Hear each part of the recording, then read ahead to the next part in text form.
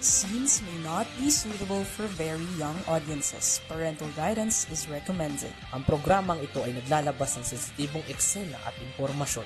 Striktong patnubay at gabay ng magulang ang kailangan.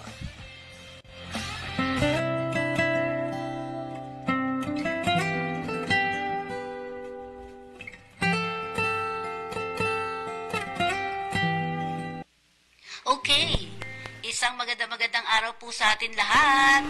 Ito na naman po inyong kalinga sa OFWs. And of course, ito po yung lingkod, Feni Codemus, para sa ating kakampi online. And of course, kasama natin dito sa ating programang Kalinga sa OFW, walang iba kundi si ang aking idol, Miss Corazon Alma Dilian. Ma'am Cora.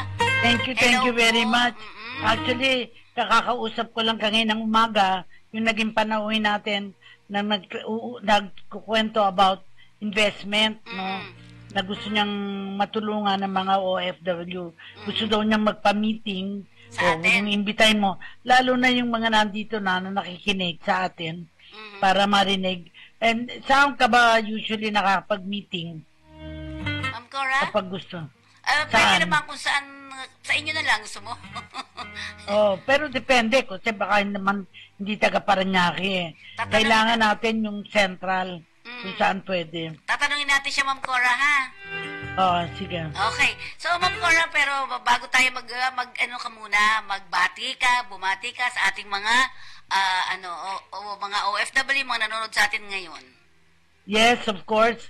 Ang tatandaan ko, maraming taon na tayong ginagawa natin to. Opo. Kailan ba nagsimula ito? Pero tayo noon sa DZXL, nagsimula tayo sa pang radio station, ay regular tayo. Pero nandito na yung guest pala, meron tayong Hill guest. Bantugan, Okay. Gubat Farm Resort, sa Bagak, Bataan. Yes. Maganda yung Bagak, Bataan, maraming resort dyan. Oo. At ito yata Peter, patrolman ba to?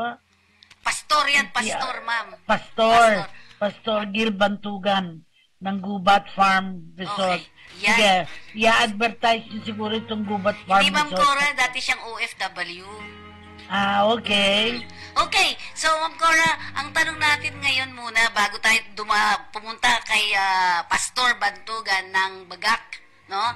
Gusto kong tanungin sa iyo, Ma'am Cora, maraming issue ang dami ng issue na nitong panahon na to, no, mula August, ngayon September na, ay dagsaan pa rin. Gusto kong puntahan nating maigi dahil sa pangyayaring itong pagkakahuli o pagkakuha. Nahuli ba siya? Sumuko ba siya? Anong masasabi mo sa ganon? Alam niyo na yung pinag-uusapan namin na. Ang unang-una, narinig ko na yan si Kibuloy, basta pupunta ka sa Davao. Yes po, oo. Kasi malaki yung kanyang lugar doon. 30 At malaki yung hectares. kanyang following. Opo. Malaki ang kanyang following.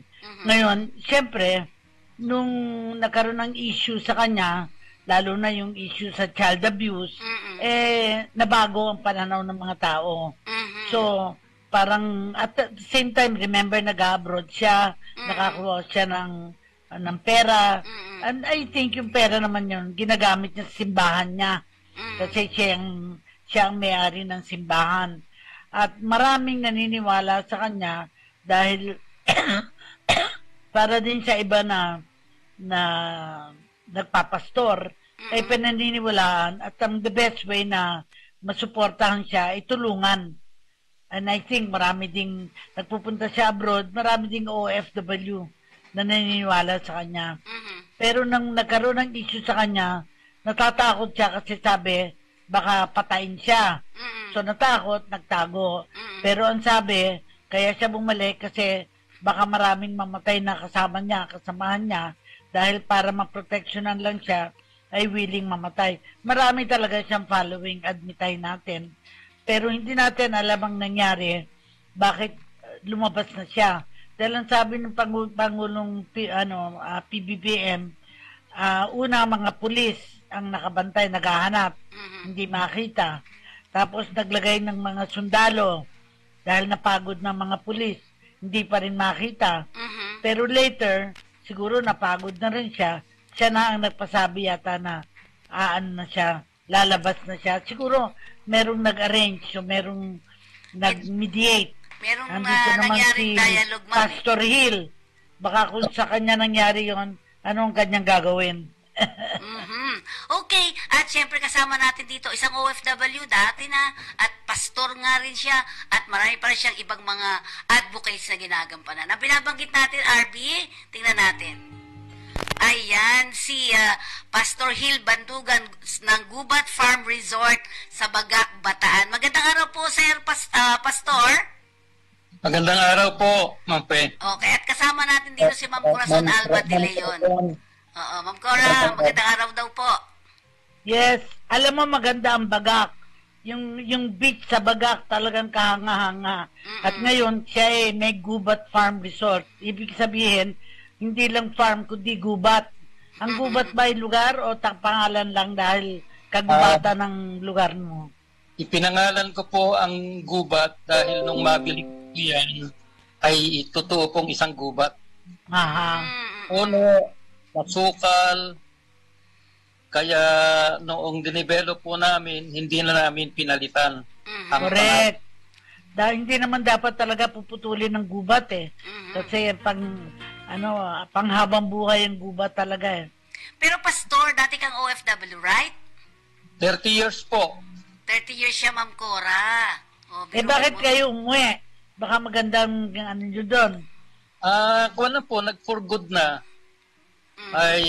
At saka inabot na rin naman ng katandaan. I'm 7 as I speak. I'm 7 old. Maganda yung ganun kasi pag hindi nyo na kaya sa abroad, talagang umuwi na because there is nothing like home. And I think sa ginawa ninyo, may Gubat Farm Resort kayo, kailangan makita ng mga OFW paano nyo binuhay ang sarili nyo for 30 years at paano yung buhay nyo doon ay nabago nyo kasi umuwi kayo dito sa Bagak, Bataan. Ganon po sana dapat, Ma'am Corazon, na pagkatapos ng kung ilang taon man natin sa abroad, yes, mayroon tayong mauuwian. Correct.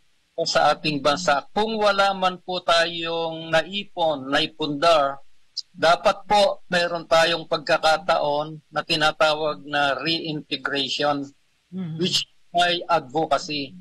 Ako sa certified public accountant by profession. And I have served our community in the areas of financial management. Ako po ang tagapagturo ng Polo OWA sa seminar tawag na Entrepreneurial Development Training. Yes. Yan ang kailangan natin. No? Palagi ko sinasabi, hindi kailangan maging mahirap. Higit na kailangan magsumikap. Pero sasabihin na iba, hindi namin alam paano magsumikap. Katulad ninyo ay magiging example o hempo, may ikakatulad natin sa mga taong walang alam, matututo into. In fact, yung huling bisita namin ay babae siya, pero foreign investment ang kanyang itunuturo. Sabi niya, nakausap ko lang siya sa telepono bago mag-program. Ang sabi niya, sa maliit na halaga, ay pwedeng matuto na mag-invest at magkaroon ng kinabukasan. I like to use the word kinabukasan kasi hindi mo naman alam kung kailan ka mamatay Kung hindi ka pa katulad ngayon, naka 30 years kayo abroad. Saan ho kayo tumira abroad? Saan kayo na? Po ako sa Bahrain. Bahrain. 7 taon ako sa Kuwait. Alin ho mas maganda? Bahrain o Kuwait? Parehong mayaman yan Parehong mayamang bansa po yon, pero mas gusto ko po ang community ng Bahrain dahil maliit lamang pong Bahrain. Very close-knit po ang community doon. But I also would like Kuwait dahil very diverse naman po ang mga Pilipinos doon. Mas diverse po ang occupation, ang education, dahil mas malawak ang ekonomiya ng Kuwait. Kasi mas marami yata silang oil kaysa sa Bahrain, tama ba? Ito po yan. One of the major exporters po ng oil ang Kuwait. Alam ko, nung araw, may namimit kami na taga Kuwait wala pa silang kaalam-alam, pero ang yaman-yaman nila dahil kulang ng education sila yung mga nakilala namin mga taga Kuwait. Pero later, na yumaman na sila, nagbago na ang kanilang pananaw sa buhay, palagay ko. They became more educated, among others. Actually, totoo po yan sinasabi nyo sa kabuuan ng Middle East. Time na talaga pong hindi naman sila yung masasabing aral. Karamihan po sa kanila ay nagsipag-aral, yung mga yung mayaman na sila, sipag-aral po sa Amerika, sa London, iba po sa Egypt, at mayroon din po naman nakapag-aral dito sa ating bansa. Yes. May pagmamalaki po natin, Ma'am Corazon, na mahusay, maganda ang ating educational system. Opo. Madami pong mga natutong foreigners dito sa atin. Natatandaan ko na sa Adamson, ang dami pong mga foreign students. Correct.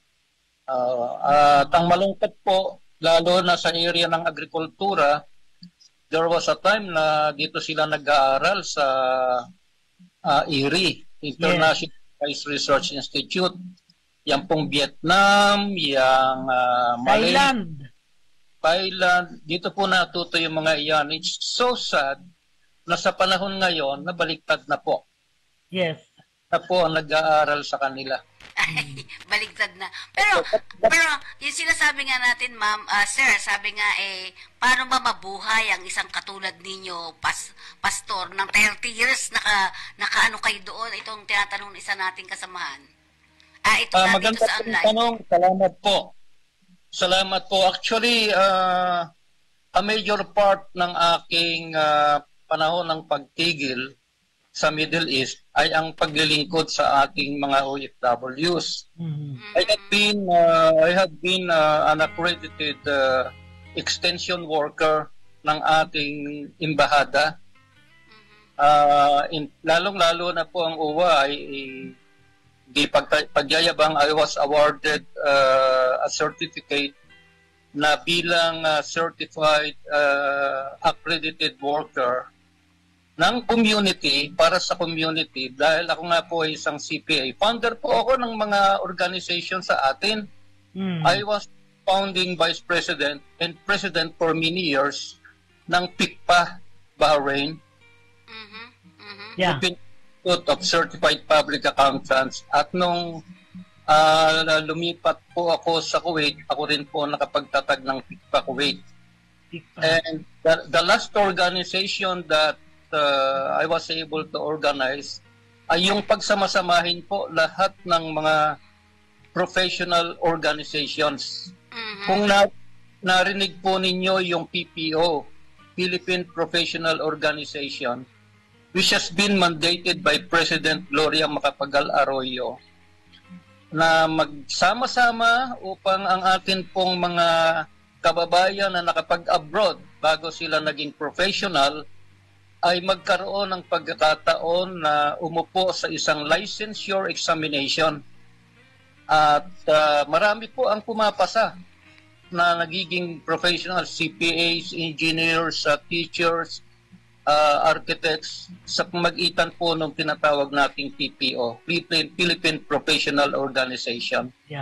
Masarap pong maglingkod sa ating mga kababayan dahil ako po, maaaring dalhin ko din sa hukay yung mahabang panahon na ipinaglingkod ko. Pero nakita ko po ang kanilang kalagayan nang sila'y magsiuwi na rito. Tama po yung narinig kong tanong kanina, kaya ba nating mag-impok? Kaya ba nating pamahalaan yung ating kinikita sa abroad? Mayroon po akong ginawang module of training.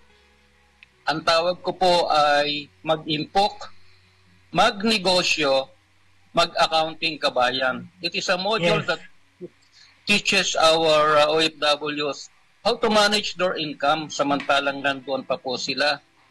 At kung mayroon na po silang naipon, saan po naman nila ito dadalhin? Doon po papasok yung entrepreneurship.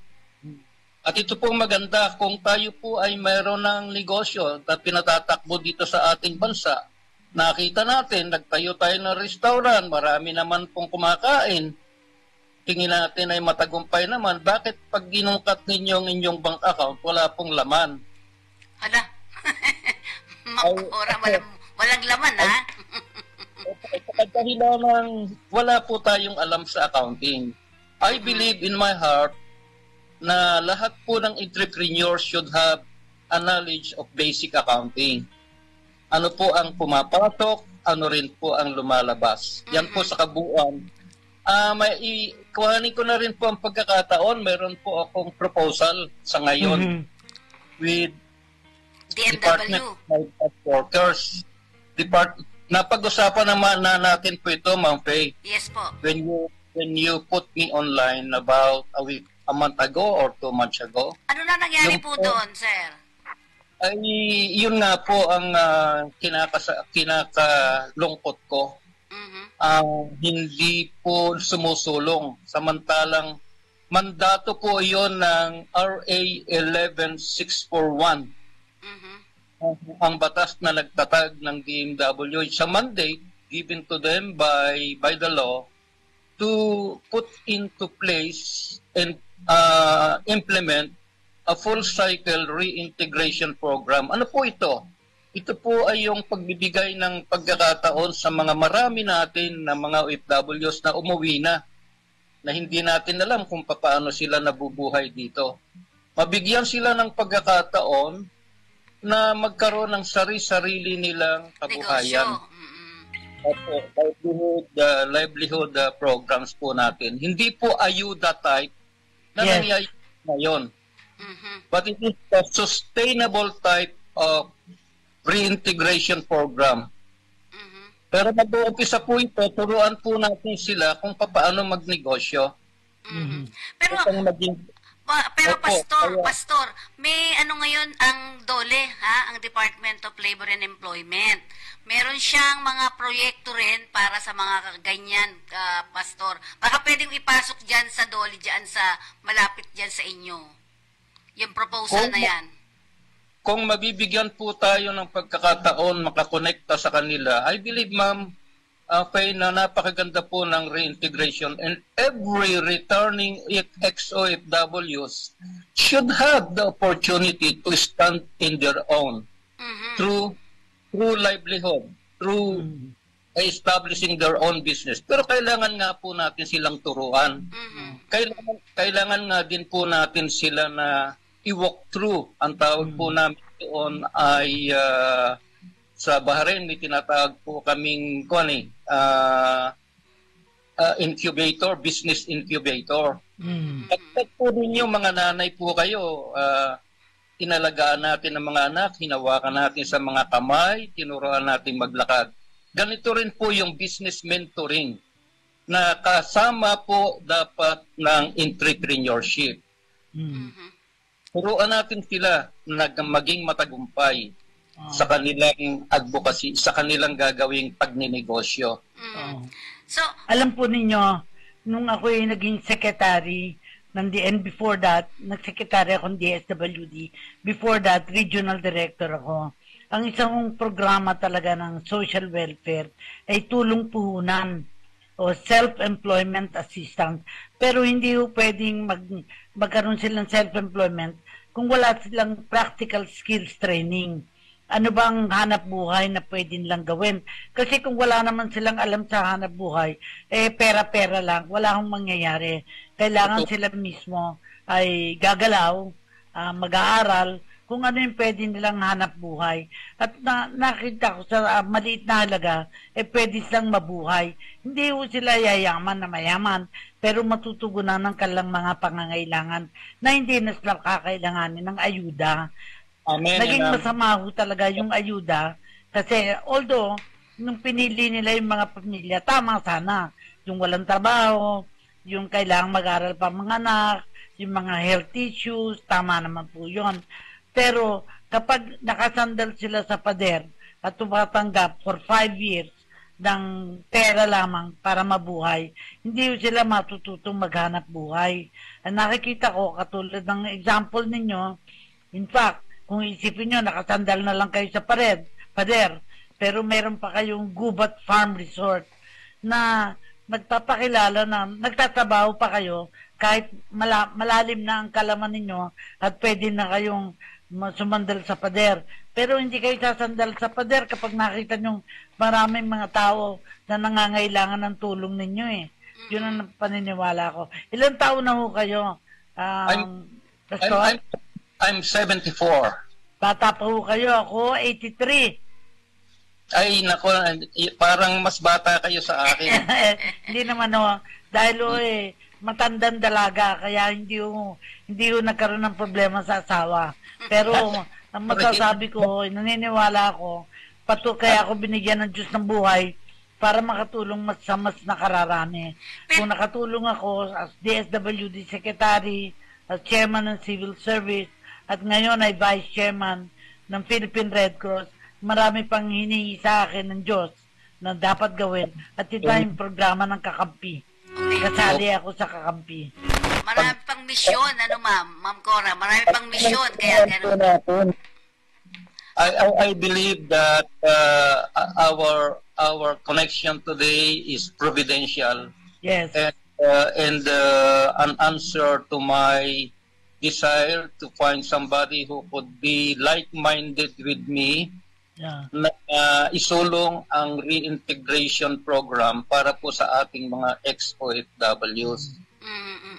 Pero kaya kung hindi successful ang reintegration program, pag-uwi nila, may pera nga sila, ang mga anak nila ay nagdidepende sa kanila, ang mga asawa nila walang skill, minsan hindi nakapag-aral, kahit na nagpapadala sila ng pera, mahirap pa rin sila.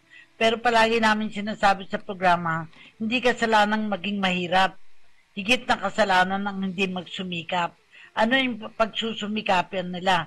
Minsan, ang sasabihin na, hindi namin alam, hindi kami marunong. Kaya nga kayo mag-aaral para matuto kayo. Pero yung sasabihin yung wala kayong magagawa, ay talaga mabubuhay kayong mahirap. Ayokong mamatay kahit na sino na mahirap.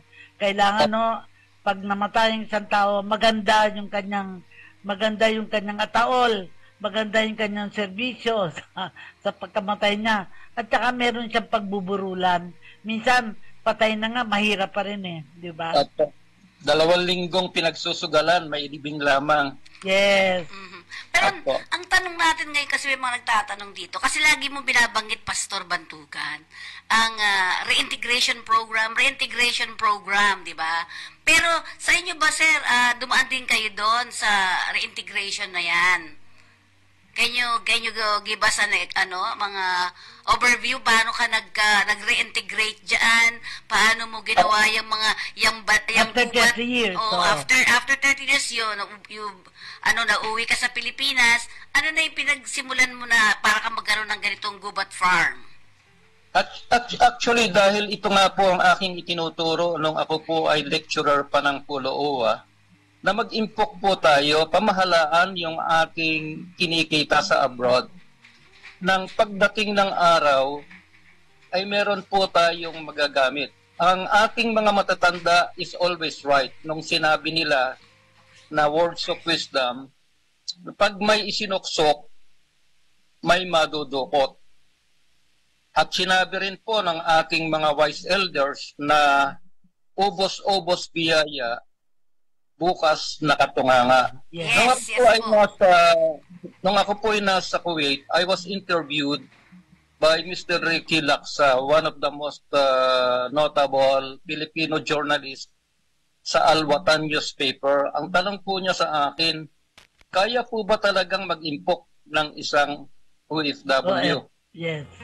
Alam niyo po, naging sagot ko, Sir Ricky, kahit gaano kalaki ang kinikita mo sa abroad, kung ito ay hindi mo napamahalaan, magiging sawi pa rin ang iyong financial life. Kung hindi mo alam kung paano pamahalaan ang kinita mo sa abroad, pag uwi mo rito sa atin, ubos-ubos biyaya, bukas na katunganga. Ginagamit ko po ang mga motivational words of wisdom na ito sa aking mga seminar. Para makita po ng ating mga audience, ang ating taga-dumaating seminar ko. Malalaki po ang seminar ko doon, Ma'am Corazon, di po sa pagyayabang. Pag ako po ay nag-conduct ng seminar through our post, through our Polo OWA, 200, 300 po ang mga dumagalo doon. Galing. Opo, and I believe na I have the ability to speak to a multitude of people as though siya lamang ang kausap ko. At marami pong natututo at marami nagtatanong, paano nga ba mag-iimpok? Ay gamitin po natin yung aking po. Ako isang pastor.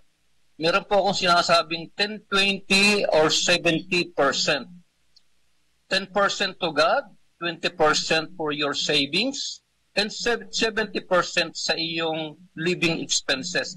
Kung nahamon ka ng aking seminar, gawin po nating 10, 30, 40, 60. 10% to God, 30% to your savings, and 60% sa iyong pagkabuhay.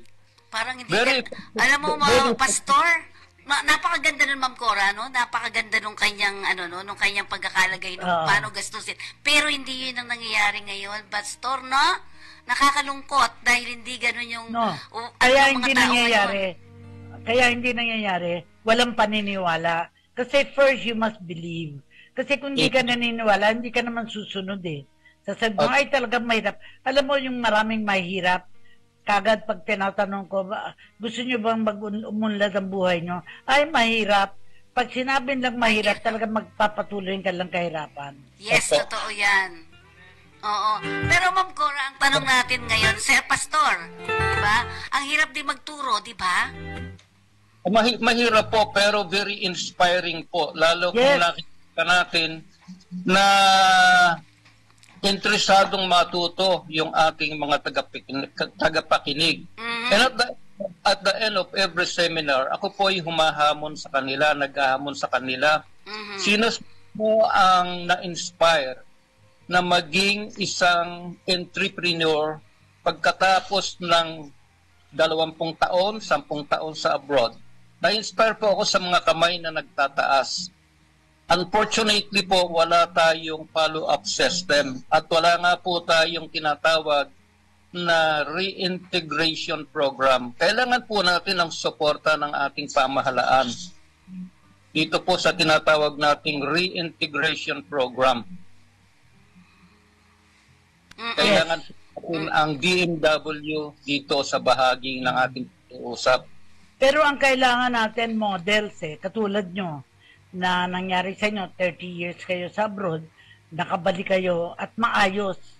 Of course, kayo ay pastor, so may paniniwala kayong, hindi naman lahat ay may ganung paniniwala.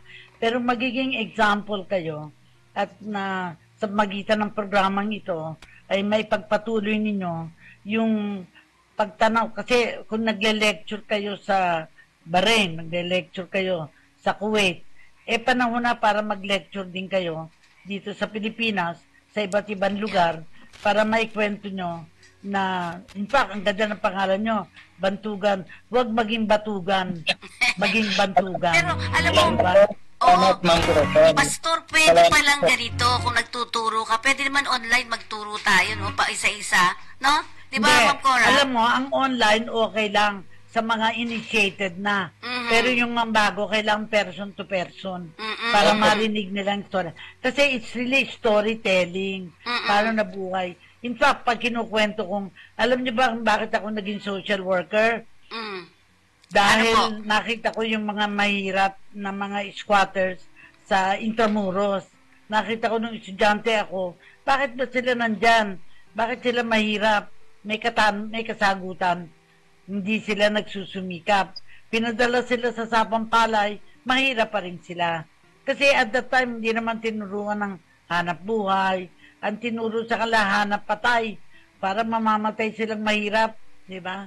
Kaya, pag ikaw namatay na mahirap, wala kang ginawa sa buhay mo. Yun. Ang isang... Actually, my system is teaching by experience. Yes. Tama. Alam po ninyo, I'm very proud to say at this point in time na ako po yung nakapagtatag ng isang consulting company. Aha. Ang tawag po namin, niregister po namin ito sa Securities and Exchange Commission last October lang po.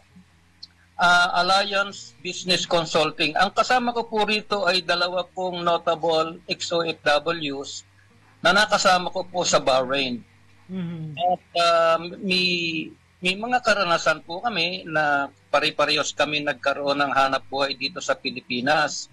So ang gusto naming dalhin sa aming mga tuturuan ay totoong may pagkakataon. Kahit dito sa ating bansang mahirap, may pagkakataon po na mabuhay ng may kasapatan. Kahit may kasapatan lamang po, tama na iyon. Magkaroon lang ng kasapatan ang bawat pamilya ng ex-OFWs, masaya na po kami doon. And from there, kung sila po ay magsisika pa rin, patuloy natin silang gagabayan, pwede na mo po talagang umasenso sa buhay. At ito po maganda kong balita sa inyo. Marami po tayong mga ex-OFWs na hindi lamang umangat sa buhay, milyonaryo po. Yun? I can name some of them even now. Kaya lang baka naman wala akong permiso, but wag ho. Let them speak for themselves. Maging example sila paano sila yumaman. Kasi pag ang iba hindi maniniwala, kaya kayo yumaman nangurap kayo. Natatakot ako kasi ang mga tao feeling, ay kaya yan yumaman dahil sa kurap. Pag ganun ang kanilang paniniwala, hindi talaga magbabago ang buhay nila. Yun. So, pero may mga tanong dito, Pastor Pastor, so kung ikaw po ay nagtuturo dyan, dito sa lugar mo sa Bagak, ano na po ba daw ang ginagawa nyo ngayon dyan, sa Bagak? Ito po, ako po ay isang accredited learning site for agriculture. I am a full-time farmer now. My kasi now, while staying in Bagak, is to manage my small farm, 2.5 hectares po na lupain na naipunta ko as an OFW. I am an accredited learning site for agriculture ng ating Agricultural Training Institute, Department of Agriculture. Wow. So doon po nagtuturo ako ng mga kursong pang-agrikultura. Example? Like organic farming, like urban gardening, yung pong tinatawag namin na sistemang palay check, how to increase the harvest ng mga magsasaka. Nagtuturo rin po ako ng paggawa ng organic fertilizer. Yan, actually, sa isang linggo po may bisita akong darating na galing po sa PCA, Philippine Coconut Administration. They want to showcase yung pong aking na-receive na tulong mula sa Bureau of Soils and Water Management. Ito po ay makina na nakapaggagawa ng compost organic fertilizer. So we will have a demonstration. Sa isang linggo po marahil ito, darating po ang mga bisita galing sa PCA to see the efficacy of this machine. Salamat po sa BSWA. May I take this opportunity to thank them kasi libre pong ibinibigay ito sa mga katulad pong may advokasya sa pagsusulong ng ating agrikultura. So nagtuturo po tayo, yes, ng pagtatanim, pag-aalaga ng mga halaman, maging po ng paghahayop. Particularly and most importantly, yung pong urban gardening. Bawat bahay po kasi, kailangan sila na nagtatanim ng kanilang mga gulay. I will tell you why. Kung ang isang mahirap na pamilya gumagastos ng 50 pesos para po sa kanilang gulay, that is equivalent to 1,500 a month, di po ba? Kung sila na po ang magtatanim nito, Walang gastos. wala pong gastos. In that 1,500 ay pwede nilang gamitin sa ilan pong mas mahalagang bagay pa. Napakadali po naman magtanim. Napakadali po. Okay. So, Ma'am Cora, anong reaction mo dyan? Well, ako nga, no, kasi nung pandemic, ang kapatid ko ay naging plantitas, di ba? Nagtanim na. Pero hindi ho hanap buhay. Parang ang feeling ko, kung kami ay nagtanim ng gulayan, kung kami ay nagtanim ng mga kapakipakinabang, nakamenos sa gastos, sa pagkain, at nakatulong pa sa iba. Pero iba ho yung kanyang paniniwala yung magandang garden. Pero nitong tag-init, namatay lahat. Kaya ibig sabihin, yung kanyang, kasi hindi na pag-aralan kung ano talagang mabubuhay ng mga tanim. Ayokong sabihin na ginajudge ko siya kasi nagagalit nga siya pag pinapakailaman. Kasi sabi ko, ang gusto ko na sa tanim, mga may bulaklak. Ibig sabihin, ang bulaklak, pag nilipat mo sa mga paso at may bulaklak, nabibili ang tanim na bulaklak. Prinsipyo ko yun. At paniniwala ko. Kaso ang kapatid ko hindi naniniwala doon. Nagagalit siya na may tanim kaming maliliit na bulaklak na puti na pinuputol ko para ilagay sa loob ng bahay. Sabi ko kaya ako pinuputol para magkaroon bili ng bulaklak. Kasi pag hindi pinuputol, namamatay lang yun. Walang nangyari. Pero gano'n ang diferensya Kaya... Kanya-kanya rin ang hilig di ba? Ma'am, ganito po, nung pong nakaraang summer, kakaiba po talaga ang ating klima. Napakataas po ng heat index. Ako po may malaki po akong hydroponic system, a greenhouse. Malaki po ang greenhouse namin dito, 7 meters wide by 27 meters long. Kami po yung nakakapagtanim po ng wife ko, nariyan po siya, ayan. Hello po. Tatanim po kami doon ng litos, ng pechay. Lettuce. Okay. Unfortunately, nito pong summer, in particular, the months of April and May, ang heat po natin ay talagang nakakamatay. Yes. Lamang ng halaman, nakakamatay ng tao. You must have heard a lot of people getting heat stroke because of that. Kahit po anong intervention ang gawin ko, nagdidilig ako umaga, tanghali, hapon, hindi po kinaya ng aking, ang ganda pa po naman, Japanese melon, ang aking pong mga tinanim. Yes. Awa po ng Diyos, namatay lahat. Yun ang masakit. Wala pong problema yon. That is an experience that we could use to bring us in the future. Yeah. Kaya nakita ko po, intervention ang kailangan. Ito pong susunod na pagtatanim ko, ay mag-install po ako ng tinatawag na heat expeller. Yung pong hinihigop niya yung mainit na hangin sa loob ng greenhouse, inilalabas niya ito to reduce the temperature inside. May mga intervention po. Yun. May mga machine kang ginawa, Pastor?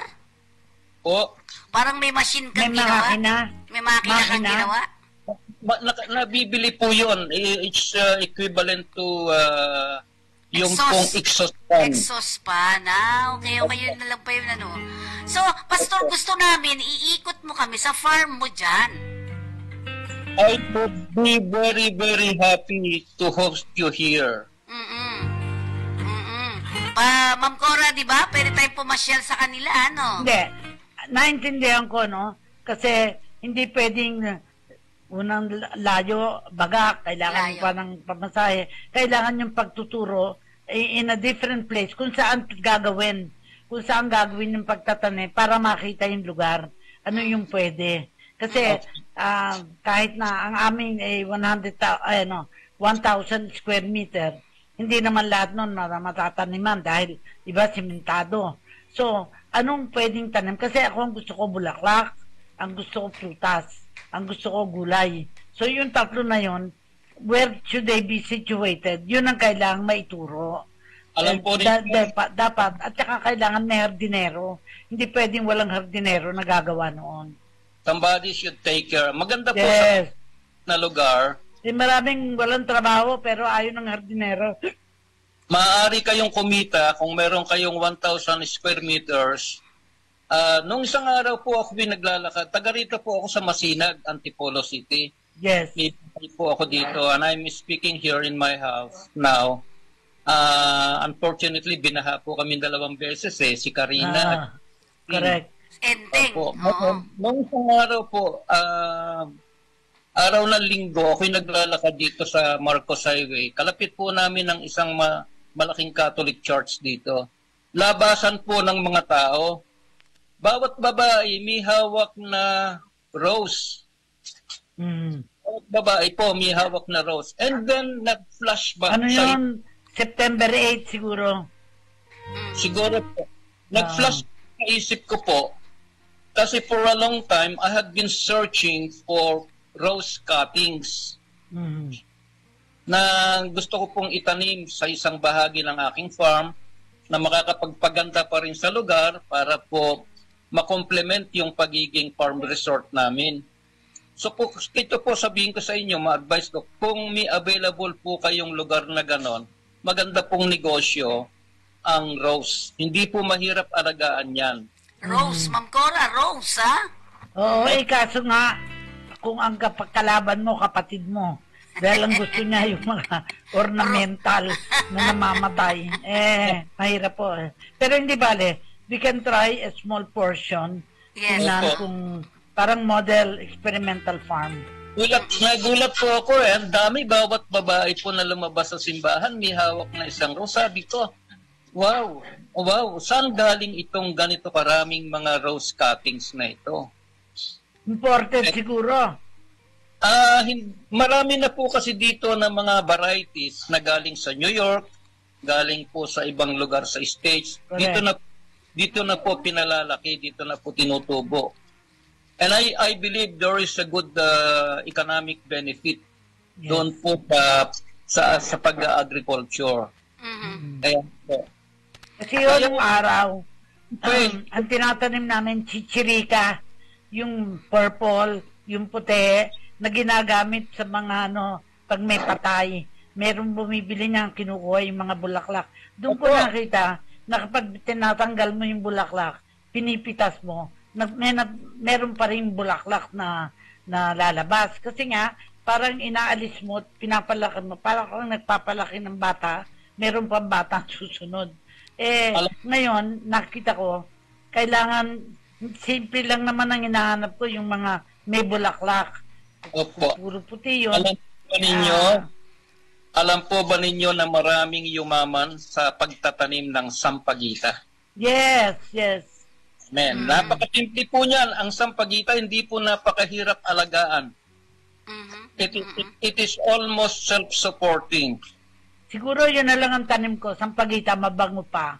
Mabango Tsaka, pa. nagagamit siya sa Ma'am Cora, yung pwede siyang, bulaklak nito, pwedeng pakuluan, tapos palamigin, inaano sa mata, di ba? Herbal siya eh. Sa gamot naman yun, healing. Oo. Pero ako yung sa garden, kung ilang paso sisimulan mo, at dadami, at pwedeng, hindi naman para ibenta para talagang mapaganda lang ang yard mo at saka ang loob ng bahay mo kasi kung may pasukan ng sampagita, mabango sa pagpulob ng bahay mo. Pastor, nasan ka ba ngayon? Nandito ka sa Metro Manila? Nandito ako sa Antipolo City. Ngayon nasa Antipolo. Sasabihin ko sana kay Ma'am May Cora. bahay ka dyan. Opo, meron po. Hindi, akala ko nasa Bagak ka ngayon eh. Kasi Hindi, negosyo yun Dumating kami kahapon ng wife ko. Yun. Kasi Ma'am Cora, nung minsan nagkausap kami to, inikot niya ako, through Zoom din, inikot niya ako sa lugar niya, dun sa Bagak. Yun. Okay. So, sa mga tweet ba, Pastor, ano ang mga gusto mong ipaalam sa ating mga kababayan ngayon? Lalo na sa mga OFW na nagbalikan o yung mga papaalis, anong gusto mong sabihin sa kanila? There is a future here sa mga galing sa abroad at umuwi na sa anumang kadahilanan, maaring hindi sila nakapaghanda at sila ay nai-stress ngayon. Pero may future po. Sa magitan din po ng sariling pagsisikap at pag-aaral at ganun din pong sasama natin ng tulong ng ating DMW through reintegration, mayroon pong pwedeng, Ma'am Corazon, masandalan. Yan po ang sinabi nyo kanina. Yes. Mayroong masandalan ang ating mga OFW. Willing po ako na mag-further ating pag-uusap. I could teach online webinar. Yun. Kung kayo po ay makakapag-organize, gawin po nating malawakan ito. And I'm sure na marami pong mai-encourage, marami pong matututo, at marami pong magkakaroon ng pag-asa sa buhay ng mga dati nating OFW. I'm very much willing po na to partner with you in helping our ex-OFWs find their bearings dito po sa ating bansa. Ang tawag ko doon, marketing hope. Kasi ang iba, give up na eh. Parang hopeless. So what we will market is hope. Pero kailangan sila, may panahon sila para magsikap, palitan ng pananaw na walang magagawa. Kasi pag sinabing walang magagawa dahil pinanganak silang mahirap, hindi ka kailangang mamatay na mahirap. May ataul ka, hindi ka susunugin lang dahil itatapon sa, di ba nung araw pag sinabi niya, sige, itapon niya ako sa alon ng dagat. Hindi ka itatapon dahil bawal din magtapon sa dagat. Ang importante, mamatay kang maayos dahil pinaghandaan ng kamatayan. Sa akin, maganda yung paghahandaan ng kamatayan eh. Hindi natatakot mamatay dahil handa siya na mamatay. Totoo po yan.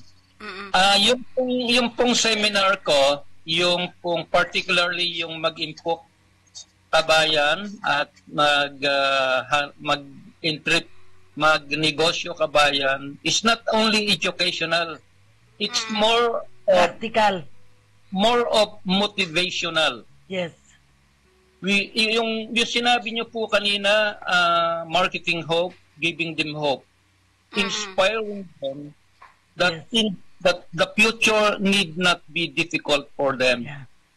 Maganda. The future is yours. You just have to make a decision na you want to have a future.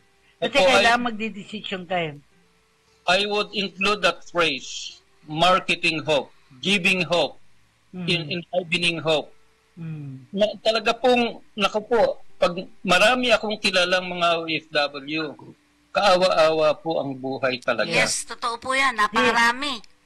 Ang simulan, tanong natin, naaawa ba kayo sa sarili nyo? Merong paraan. Kami nagbebenta ng pag-asa. Ang benta natin sa pag-asa ay kaalaman. Yes. Ang benta natin sa pag-asa ay karunungan. Ang benta natin sa pag-asa ay nasa kamay ninyo. Ayan. Hindi nasa kamay ninyo. Okay, kasi may pag nasa Diyos, hindi lang sa Diyos yan, tutulungan mo ang Diyos na makarating ka sa iyong paroroonan. Yan. Sabi nitong isang nanonood sa atin, ma'am and sir, pastor, yes, tutulong ako dyan. Sabi niya, gusto ko yan. Yan.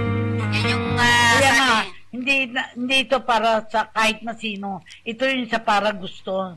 Yung Yes. motivation kasi talagang ganado sila, gagawa sila ng paraan para makasali. Let's begin with the program. Lalagay natin sa kakampi. Anyway, you have already the program. Hahanap tayo ng mga kampi. Kasi ang sabi mo nga, kung may naapi, may kakampi. Yes, po. Gusto nyo bang patuloy yung maging pag-aapi, na maging api kayo? Ngayon ay meron kayong kakampi. Ito ay si Pastor Hil Bantugan para sa mga batugan at meron siyang Gubat Farm Resort sa Bagak, Bataan. Papasyalan ko yan. Ating ima-market. Papasyalan namin yan na, Pastor. Pastor, ito bang mga i-training, ito mga binibigay mong training, ito ba'y libre o dapat ay may bayad? Actually, sa pag-online po tayo, ilibre na po natin yan. Yes. Pero ang face-to-face seminar po na sinusulong ko sa DMW ay magkakaroon naman ng professional fee kasi meron nga po akong mga partners at ito po ay aming hindi lang naman advocacy, this is a source of livelihood for us also. For us, ito po yung aming reintegration program. Ginawa kaming may karanasan ng ating Panginoon, may karunungan.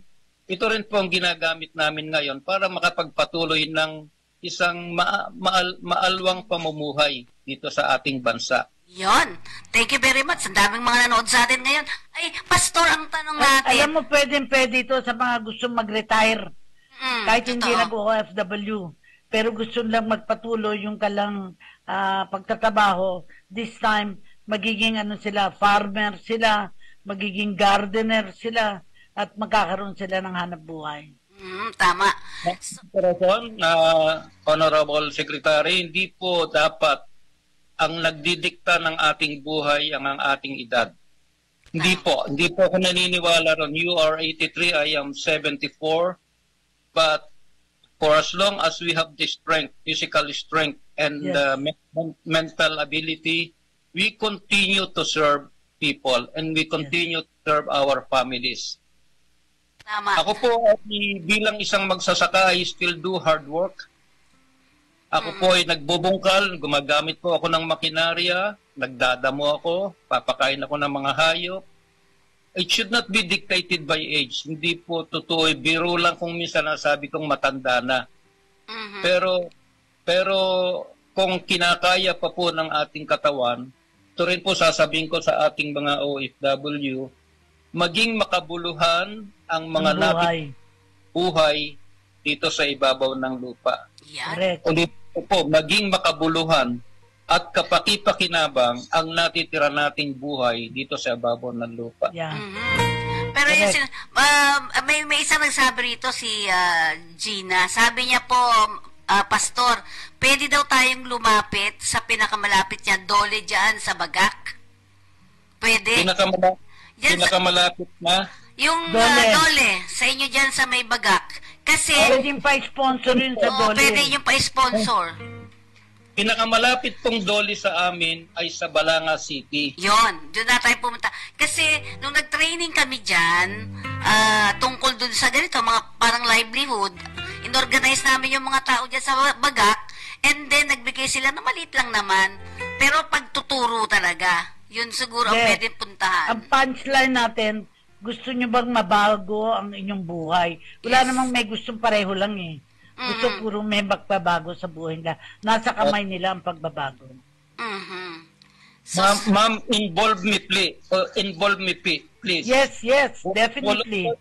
Volunteer teacher na nga po ninyo ako. yan ang Cora. Oo. Pwede po tayo. Under kakampi. Kasi gusto nyo bang maging kakampi sa pagbabago ng inyong buhay? Mga ganyan ang ating sasabihin. Yan. At merong magbabago. Si Pastor Gil Bantugan, ayaw niya ng mga batugan. Sige. Mayroon po akong isang page. I would like to take this opportunity to thank our common friend, si Freddy Ray Marzo sa Kuwait. Okay, nanonood po siya ngayon. Nanonood siya. Siya po nagpadala sa akin ng link ninyo ngayon. And ito ang dahilan kung bakit nagkasama po tayong tatlo sa umaga. Yan. May interesado na online, Kayo Pastor. din, kung meron pa kayong mga kakilala na dapat makasali dito, once a week ito, if we can schedule up to the end of the year, yung lahat ng gusto nyong ma-interview natin.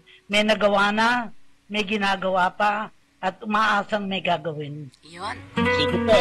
Okay. Dahil wala na tayong oras. Yes, sir. Pag-join tayo dito. At siguro ang isang maganda rito ay magtuturo ka dito through online.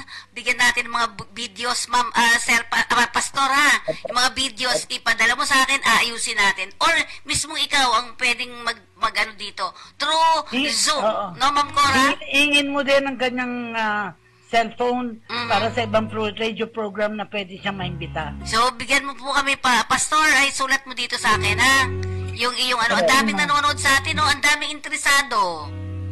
Okay? Oo. So, Salamat po sa mga interesadong matuto kung paano natin iaangat ang ating sarili join us in our webinars. Yan, okay. Sige. Dito Thank yan you, sa thank ating you. programa. Ma'am, sir, siguro last message na lang po. Pastor. Apo. Sa mga kapwa ko OFW, I'm opening my heart to you.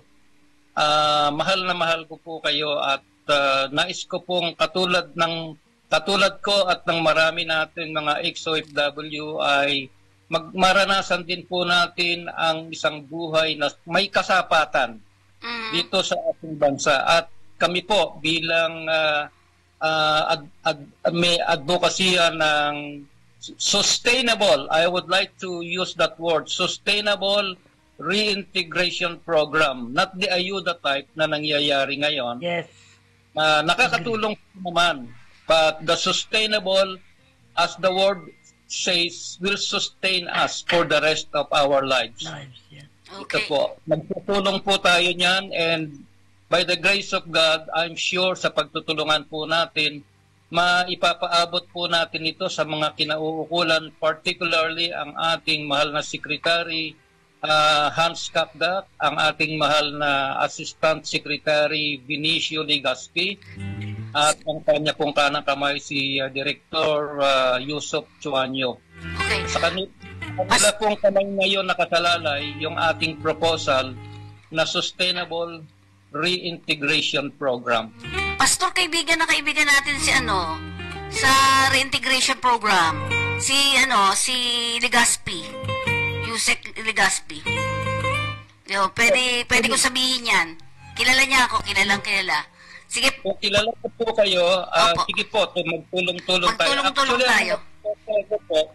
Ang mga Basta ibigay nyo yung mga dapat maimbita. Kasi ako may radio program din. Pwede nating, hindi lang sa programa ni Fe, in addition, another audience sa aking programa. Bago ang lahat, mamamayan muna. Yes, maganda rin yun, ma. Opo. Yung Sabado naman yun. Kasi pag Martes, mental health. Pag first and third, pag second and fourth, yung bawal magsigarilyo, bawal mag-vape. Nilalabanan natin ang paninigarilyo. Okay. So, Actually, na-interview na rin po ako at yung aking dalawang kasamahan sa programa ni Madam Loli Acosta. Yeah, okay. Okay. Ni Admin Bibong Soriano. Sa ano yun? Sa sa UNTV. Si Bibo, TV. nasaan na ba ngayon si attorney? Soriano eh. Oo. I am here, gamitin po ninyo ako. I'm willing to be a partner with you in this advocacy of reintegration program for our OFWs. So with that, May kakampi ka na. matagal na to, 'di ba? Pero ganito na lang gagawin natin, follow up natin lahat yung mga sinulatan niyo.